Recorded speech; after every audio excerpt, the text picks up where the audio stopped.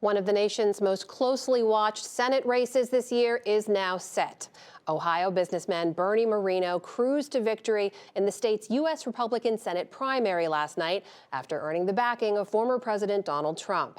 He will take on incumbent Democratic Senator Sherrod Brown this fall in a race that will help decide control of the Senate. Following it and other elections in the state is Ohio State House News Bureau Chief Karen Kasler. Karen, always good to see you. So these results last night with this Cleveland-based businessman, Bernie Moreno, backed by Mr. Trump, beating out the other two candidates. Was this the expected outcome? I think so. And it really came down to two things, and both of them involve former President Trump. It came down to Trump's endorsement and also about $2.7 million worth of ads that were purchased by a political action committee that's connected to U.S. Senate Democrats. They had put ads out trying to portray Moreno as too conservative for Ohio because he had been endorsed by Trump.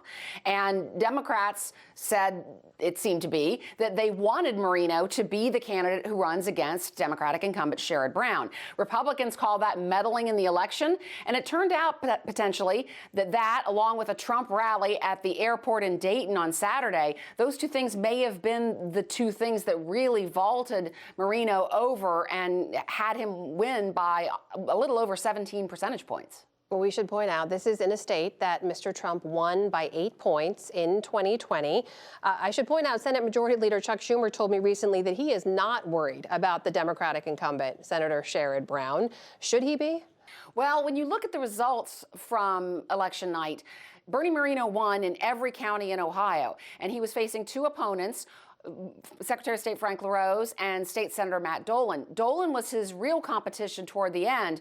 Dolan was more of a GOP establishment candidate endorsed by Governor Mike DeWine and former Senator Rob Portman.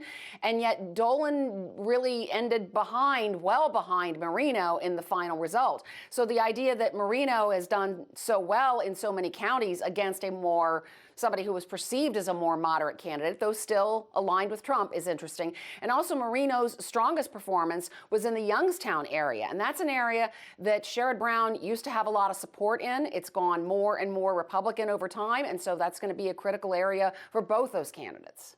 Karen, as you know, this has already been a brutal and, as you shared, a very expensive primary for Republicans so far. It's getting a lot of national attention. It's a top target for the GOP. What do we expect ahead? I expect this to be the most expensive U.S. Senate campaign in Ohio history. It's on track for that. $56 million already involved from the three candidates who ran for the Republican nomination and Sherrod Brown himself, who has much more money than all three of the candidates who are running for the Republican nomination have put together. So certainly we're going to see it top the 2022 U.S. Senate race in Ohio, which was the most expensive race in Ohio history. And I think there's going to be a lot of interest from not only people in Ohio, but also outside Ohio because the Senate margin is so slim.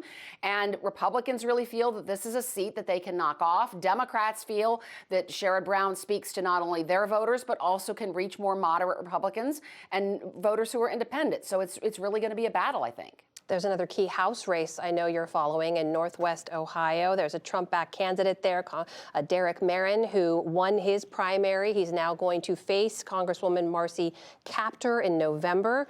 Is this a seat that Republicans could flip? Well, Marcy Kaptur is the longest-serving woman in Congress, and she's been popular even after her district was redrawn to really try to make it more competitive. Last time she ran against a candidate, J.R. Majewski, a Trump-aligned candidate. He ran this time but had to drop out because of derogatory comments that he made about Special Olympians that got him in trouble. And that whole situation, as well as the other candidates in the race, really seemed to benefit Derek Merrin, who himself was involved in a battle over leadership in the Ohio House. And so his name being out there with that may have helped him win